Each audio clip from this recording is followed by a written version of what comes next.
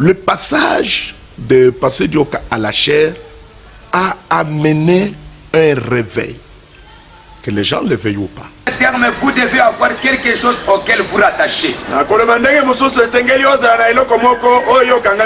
Et c'est ça l'absolu. Le point de référence. L'ultime retour. Si nous avons marché par-ci par-là. Maintenant nous arrivons à un point où nous ne savons plus où aller. Nous devons recourir maintenant à notre absolu.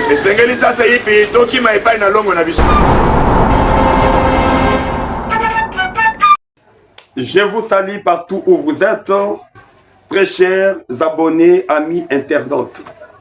Je commence d'abord à vous dire merci pour les 2700 quelques abonnés qu'on vient de totaliser sur notre chaîne RSTV. Mais, démarche Otozo Luka, il faut comme ça 10 000 abonnés d'ici mois de juin. Na concours na yo tokokoma. Yona no yoza abonné te, profite déjà, abonne-toi. Partagez la vidéo, aimez la vidéo. Pour à travers yango ndeko sala que batu o ba yeba ki bisote ba découvrir. Pour ba bénéficier pe na ba maté ya kitoko. Parlons un peu des pasteurs d'Ioka. Il y a beaucoup de pasteurs à travers la ville de Kinshasa. Et nous constatons que leur témoignage sur l'internet va toujours des côtés négatifs. On se demande parfois pourquoi les noms des pasteurs d'Ioka n'ont pas de buzz négatifs tels que nous les constatons avec les autres pasteurs à travers la ville de Kinshasa.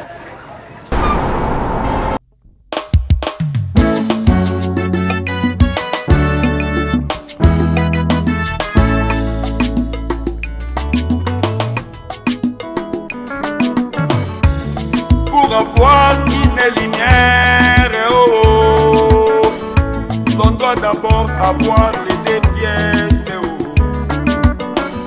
qui doivent tourner parfaitement. Puis cela produira, oh, la lumière. Jésus-Christ, ma lumière, oh, oh Jésus, il éclaire mon chemin. Partout où je vais, car il est ma lumière, oh, mon sauveur. Jésus-Christ, ma lumière, oh, oh Jésus, il éclaire mon chemin. Partout où je vais, car il est ma lumière, oh, mon sauveur.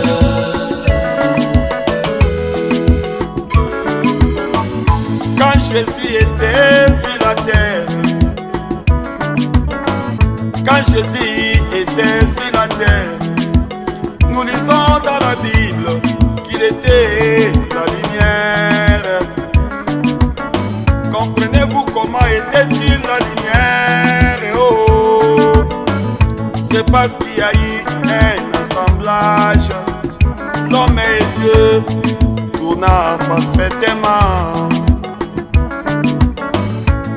Puis cela avait produit, oh, la lumière. Jésus-Christ, ma lumière, oh, oh Jésus, il éclaire mon chemin. Partout où je vais, car il est ma lumière, oh, mon sauveur. J'ai pris énormément le temps de réfléchir là-dessus, afin de comprendre pourquoi Dioka n'est pas représenté de manière négative sur l'internet. Pourquoi on ne parle pas du tout vraiment en mal de lui. Pourquoi son nom n'est pas cité dans des polémiques. Et pourtant, c'est un grand pasteur à travers la ville de Kinshasa. Il a une très grande église dans le pays. Et non seulement pasteur ici à Kinshasa, il est représenté presque partout aussi à travers le monde. Mais pourquoi ces messieurs? Sa portée n'est pas représentée comme les autres pasteurs. Ceci m'a tellement interpellé et je pris le temps d'examiner le début de pasteur Dioka jusqu'à là où il est maintenant pour essayer un peu de vous retracer, ne fût-ce que le parcours de pasteur Dioka depuis qu'il a commencé dans son ministère. Qu'est-ce qu'il était au début? Qu'est-ce qu'il prêchait au début? Et comment il a évolué jusqu'à aujourd'hui? Et pourquoi aujourd'hui il est comme, je dirais, il est présenté comme quelqu'un qui, pour nous les autres qui avons déjà compris, il est présenté comme une grande représentativité de William Branham ici au Congo, et pourquoi ne pas dire à travers le monde. Un comportement pas comme les autres. Suivez un peu son parcours du début dans cette tranche de prédication que vous allez maintenant écouter, et nous reviendrons juste après. Suivez. L'église doit être la parole. Et il est la parole. Les deux s'uniront. Et pour réaliser cela, la manifestation du Fils de l'homme doit se manifester. Pour que vous deveniez la parole, il fallait que le Fils de l'homme vienne. Parce que le Fils de l'homme est la parole. Quand vous mangez le Fils de l'homme, quand vous mangez la parole, vous devenez la parole. Amen. Ce n'est pas un pasteur. Non. Aujourd'hui, pas un pasteur. Non. Pas un docteur. Non. Toi, le Fils de l'homme.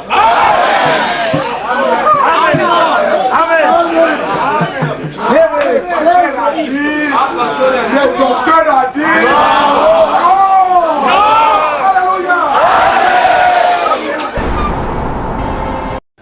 Voilà. En écoutant cette prédication de pasteur Dioka, là, il n'était pas encore pasteur. C'était un jeune prédicateur parmi les vieux à cette époque-là. Et il a prêché un message qui était vraiment pur. Après que les gens aient écouté les prestations des pasteurs Dioka, ils ont pu réaliser que Dioka, sa manière d'apporter la parole était vraiment différente aux autres prédicateurs. Parce que je rappelle une chose, quand le message a commencé au Congo, la majorité des gens qui étaient au début, parlant de Mukuna et les autres pasteurs, c'était des gens qui, parce qu'il n'y avait pas tellement l'abondance de prédication de William Branham ici au Congo, quelques brochures qu'ils détenaient, ils s'en servaient seulement de ces brochures-là. Et leur manière de prêcher reflétait presque les comportements des églises pentecôtistes de l'époque. Parlons des Nzambé Malam. Voyez. Mais quand Dioka est sorti parmi ces vieux, lui, au contraire, sa manière de prêcher était tellement différente. Il a pris le message. Il parlait de la révélation de cette source. Il parlait de tonnerre. Il parlait de tout cela. Il parlait du prophète William Branham. Si bien que c'était lui parmi les premiers ici au Congo qui pouvait dire frère Branham est dit. Voyez. Et pas mal de témoignages tout autour d'ici là. Je vais vous balancer quelques témoignages des pasteurs de l'époque par rapport à la vie de notre précieux frère, le révérend pasteur Dioka, et nous allons comprendre ensemble avec vous la raison qui fait en sorte que Dioka aujourd'hui ne soit pas comme les autres pasteurs. La raison qui fait que Dioka ne soit pas mélangé dans des polémiques. Parce que c'est quelqu'un qui avait compris le message. Nathan, c'est quelqu'un qui a compris le message dès le matin de l'apparition du message au Congo. Je vous lâche un peu quelques témoignages et nous allons revenir juste après. Mais les personnes avec qui ils travaillaient ensemble, sachant sa pointe et sa manière de voir les Écritures, ne le laissaient pas prêcher, venir à la chaire pour prêcher. Jusqu'à ce que le pauvre Mbombo, qui est déjà décédé, qui nous a quittés, a eu son courage. N'ayant consulté personne, il a appelé le pasteur du Yoka, je crois qu'il revenait d'un voyage d'outre-mer. Il lui a appelé, il a imposé les mains et il a laissé le pasteur du Yoka prêcher. Le passage de pasteur du Yoka à la chaire a amené un réveil. Que les gens le veuillent ou pas. Il y a eu beaucoup, je suis parmi les gens qui ont prêché ce message. Vous ne pouvez pas en compter 30 dans notre pays sans que je sois parmi les 5 premiers. Beaucoup qui ont prêché ce message dans un autre angle. Je ne dis pas qu'ils prêchaient de fausseté, mais je dis dans un autre angle. Mais la vision prophétique du message, le réveil de ce message, à mon humble avis, est venu au moment où Feu Yoka est venu au ministère. C'est-à-dire, il y avait des choses qui ont caractérisé son ministère. Donc, son courage, son abandon, sa confiance à Dieu et sa manière de considérer les prophètes. Cela a révolutionné presque tout notre pays. Aujourd'hui, vous pouvez voir tout le monde répéter, si vous allez à n'importe quel point du pays, tout le monde dit, cette habitude, on ne l'avait pas. Il faut être franc. Cette habitude, on ne l'avait pas. Donc, beaucoup de gens ont acquis cette habitude à partir du moment où le Feu Yoka a passé au ministère. Si nous avons marché par-ci, par-là, maintenant nous arrivons à un point où nous ne savons plus où aller. Nous devons recourir maintenant à notre absolu. C'est pourquoi dernièrement, quand je voyageais, je me suis senti conduit à parler sur les prophètes. Parce que j'avais trouvé que un certain temps, les gens qui ont cru même ces messages, ils sont arrivés à un moment où ils commençaient à douter même de ce que les prophètes avaient dit. Ils considéraient les prophètes comme un homme tout à fait ordinaire. Ils commençaient même à mettre en doute beaucoup de vérités qu'il avait dites. Ce qui faisait qu'en mettant doute à cela, ils ne pouvaient pas considérer les prophètes comme leur absolu. Ils considéraient les prophètes comme tous les autres livres de Billy Graham, de Oral Roberts et ainsi de suite.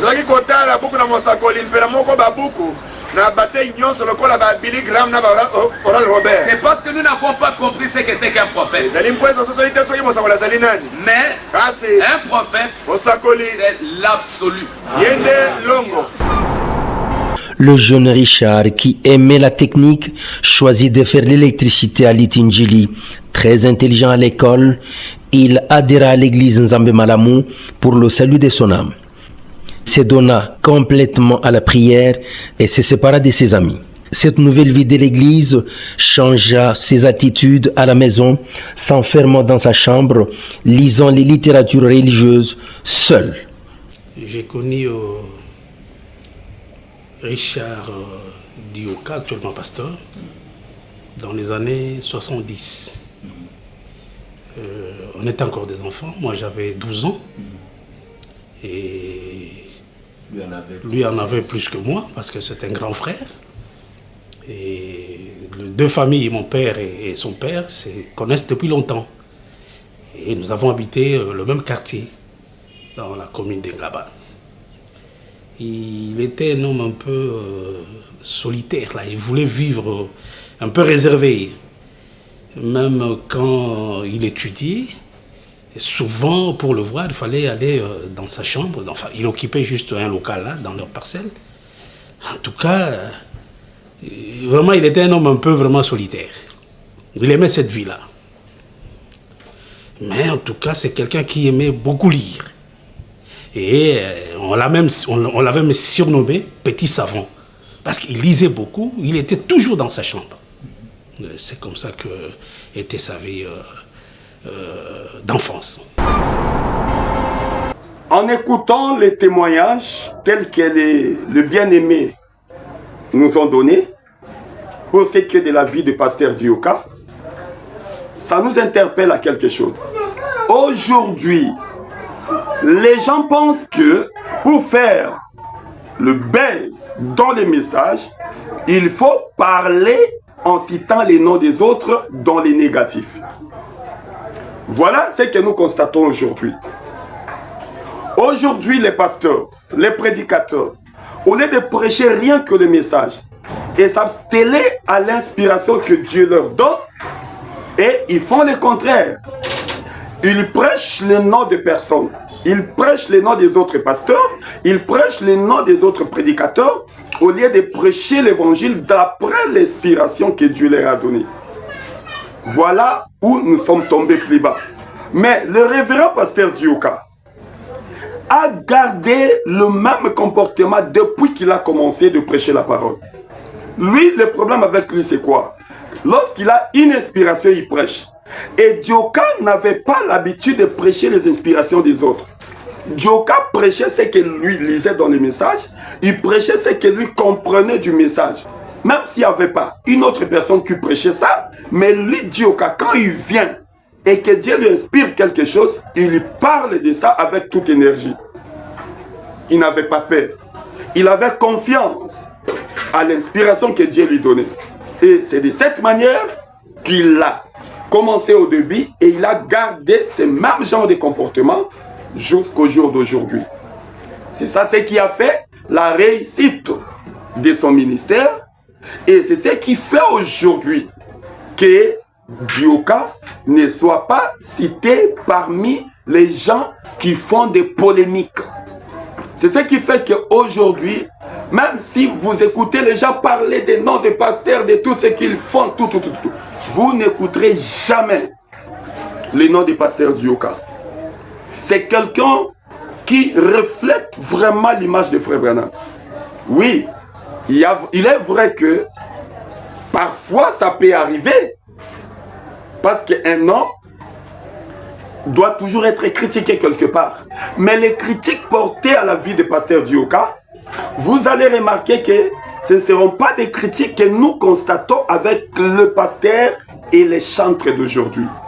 C'est quoi les secrets de Dioka?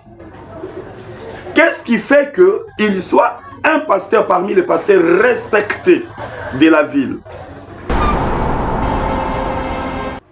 Qu'est-ce qui fait de lui un pasteur responsable et respecté parmi tous les pasteurs du message, voire même les autres pasteurs d'idéaux? Il y a 3 qualités. Nous allons examiner cela avec vous. Les secrets de la réussite du pasteur Dioka. Premièrement, parlons de l'effacement. Et quand nous parlons de l'effacement, il ne faut pas confondre cela avec humilité. Le révérend pasteur Dioka est parmi les rares pasteurs qui n'aiment pas le média. Il ne fait pas tellement les sorties médiatiques. D'ailleurs, d'après ses croyances, la télévision, c'est quelque chose qui n'existe même pas chez le pasteur Dioka. Même ses fidèles, les vrais fidèles de Shekinah Tabernacle, ceux qui écoutent vraiment le pasteur, vous n'allez pas trouver la télévision dans leur maison. Et parce qu'il ne fait pas beaucoup de sorties médiatiques, il n'y a pas aussi moyen pour que les journalistes parlent beaucoup de lui. Si vous remarquez, même les vidéos postées de pasteur Dioka, ce sont des vidéos qui sont postées par des gens qui les ramassent par-ci par-là. Et généralement, vous vous rendrez compte que même les vidéos que les frères postent sont des vidéos éducatives, justement pour apporter un enseignement, mais pas pour chercher à partir de cela de créer des polémiques. Et Jésus aussi, notre Seigneur, c'est comme ça qu'il a marché quand il était sur la terre. Jésus faisait de grandes choses. À chaque fois que Jésus faisait quelque chose, à chaque fois qu'il guérissait un malade, il disait toujours, va louer l'Éternel, mais ne dis pas que c'est moi qui ai fait ça. Donc, comme à leur époque, il n'y avait pas de télévision, mais au moins, la communication se passait de bouche à l'oreille. Voilà pourquoi Jésus interdisait aux gens à qui il faisait du bien de ne pas aller propager cette nouvelle-là en son nom. Mais il leur disait de le faire au nom de Dieu, pas en son nom. C'était en quelque sorte une façon de refuser d'être connu. Au lieu que Dieu soit connu, que son nom soit connu à la place du nom de Dieu. Il disait non, louez l'Éternel, mais ne dis pas que c'était moi. Voilà un peu le comportement du pasteur Dioka. C'est l'une des qualités qui a fait en sorte que Dioka ne soit pas tellement remarqué dans le média. L'esprit de l'effacement. J'ai bien précisé que ce n'est pas l'humilité. L'humilité, c'est une autre chose. Là, c'est le premier point. Suivez maintenant la deuxième qualité. La deuxième qualité qui fait de pasteur Dioka un homme respectable, c'est quoi? Le pasteur Dioka n'est pas le genre de pasteur qui entre dans les polémiques de prédication des autres. Non. Le pasteur Dioka ne prêche pas les idées des autres. Le pasteur Dioka, quand il prêche son inspiration, l'inspiration que Dieu lui a donnée. C'est comme je l'ai dit au début là, que quand il a commencé, il prêchait différemment, même des anciens qui étaient là. Lui, quand il prêchait le foulard, qu'une femme ne peut pas adorer sans foulard, Dioka est venu, il a prêché le message de Frère Branham pour dire que le foulard en question, ce n'est pas le linge qu'on met sur la tête, mais ce sont les chevelures de la femme. Et la femme ne doit pas couper ses chevelures. Pourquoi? Parce que cela est considéré comme le voile. Il a éclairé ça. Lui, il prêchait l'inspiration qu'il prenait à partir du message de Frère Branham. Il respecte, lui, Dioka, respecte ses prédications. Il ne fait pas de ses prédications sujet de polémique. Parce que la plupart des problèmes que nous avons ici, c'est quand nous voulons faire de nos prédications des polémiques, les gens qui nous écoutent, lorsqu'ils prennent cela, ils craignent cela de problèmes.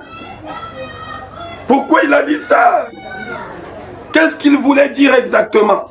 Mais quand Dioka prêche, il prêche William Branham, il prêche la Bible, il ne cite que le nom de Jésus. Vous ne l'entendrez pas, vous ne l'écouterez jamais en train de citer le nom d'un autre pasteur. À moins que ce soit dans les témoignages de bons, comme Frère Branham dit que s'il faut parler du nom de quelqu'un de la chair, il faut témoigner de bon côté de la personne, mais pas le critiquer. Voilà que Dioka ne fait pas de ses prédications sujet de polémique. Et il n'y a pas moyen que les journalistes viennent tirer quoi que ce soit là-bas pour en faire des problèmes. Il respecte ses prédications, il respecte l'inspiration que Dieu lui donne, contrairement aux autres prédicateurs. Le pasteur Dioka a innové beaucoup de choses dans les messages. On se tape la poitrine aujourd'hui pour dire Branham ou rien. Mais c'est Dioka, quand il a commencé, c'est lui qui disait Frère Branham me dit, Frère Branham me dit, pendant que les autres n'en avaient pas ce courage-là, vous avez suivi dans les témoignages. C'est ce qui a fait qu'aujourd'hui, on a l'audace de dire Frère Branham me dit, c'est Dioka. Qui a parlé des tonnerres, c'est Dioka. Révélation des tonnerres, tout ça, c'est Dioka. Il était quelqu'un qui lisait beaucoup. Il donnait beaucoup son temps dans la lecture. Il ne se mêlait pas à des choses futiles. Voilà la qualité, la deuxième qualité qui a fait de lui un pasteur respectable. Il vieillit toujours dans cette qualité-là et il est toujours respecté par les autres. Maintenant, la troisième qualité, la dernière, je disais qu'il ne faut jamais confondre l'effacement avec l'humilité. Dioka était vraiment un pasteur et il continue à l'être, un pasteur effacé parmi beaucoup. C'est quelqu'un qui est fortuné, il a beaucoup d'argent. Mais vous allez remarquer que il ne fait pas le tapage comme les autres pasteurs. Je peux vous donner son témoignage, le propre témoignage que moi je connais. Une fois, j'étais avec un grand pasteur, j'étais les noms. Nous étions juste au 7e mairie. Et j'étais à bord de sa voiture. Lui, il est descendu, il est entré dans un supermarché à côté. Pendant que moi, j'étais resté dans sa voiture. Soudainement, j'ai vu une très belle voiture venir parquer juste à côté. Quand j'ai jeté le coup d'œil, c'était le révérend pasteur Dioka qui sortait de la voiture. Et il est sorti, il a fait un pas, il est allé quelque part à pied. Pendant que sa voiture était restée là. Il est allé, je crois, dans un supermarché ou magasin à côté, à pied. Pendant que il pouvait aller garer sa voiture comme tous les autres qui garaient devant les trucs. Mais lui n'a pas fait ça. Il a fait pied, il est rentré et personne ne pouvait savoir que c'était lui. Quelqu'un qui est vraiment effacé. Il passe comme ça, les gens l'ignorent. Mais si on prend l'exemple d'autres pasteurs que nous connaissons, ils sont comme des vedettes, des stars, des cinémas. S'il arrive, par exemple, à Rond-Point-Victoire, mais c'est terrible. C'est tout le monde qui vient encercler la voiture. Pourquoi? Trop de sorties médiatiques. Et pourquoi refuser que les gens parlent de vous à mal ou à bien? Mais Dioka, au contraire, un homme effacé. Un pasteur qui était vraiment effacé et qui demeure toujours effacé parmi le public. Ce n'est pas l'humilité. Ce n'est pas l'humilité, ça. Or, la troisième qualité dont je vais parler maintenant, c'est l'humilité. Pasteur Dioka, c'est quelqu'un qui est vraiment humble. Et à cause de la troisième qualité de l'humilité, c'est ce qui fait de lui qu'il n'aime pas trop le média. Parce que quand on est beaucoup plus aux médias, ça fait de nous des grands et surtout populaires. Avec de l'argent comme le pasteur Dioka qui ont un peu de moyens. Un pasteur qui a, je ne sais pas le nombre de croyants de son église, mais c'est dans Shekinah, Tabernacle, il faut aller voir. Ce n'est pas le moindre d'un pasteur, c'est quelqu'un qui est vraiment un pasteur qui mérite d'être appelé pasteur. Et les œuvres qu'il a fait, c'est vraiment un grand. Mais il est humble. Tu ne vas pas savoir que c'était Dioka. Même la qualité de la voiture que je l'ai vu sortir dedans. Mais c'était ordinaire. Il est humble. Humble dans tous les points. Humble dans ses prédications. Humble dans sa façon de s'habiller. Il côtoie tout le monde. Une fois encore, je l'ai rencontré. Non, c'était lui qui était venu nous trouver. C'était dans un deuil quelque part. Nous sommes allés. C'était pas vraiment un endroit où, bon, je dirais, comme les deuils que nous connaissons, où lorsque vous allez, il y a... Non, c'est quelqu'un qui était mort. Le papa d'un collègue pasteur qui est membre de Shekinah Tabernacle. Il était vraiment un ancien de Shekinah Tabernacle, mais pas connu.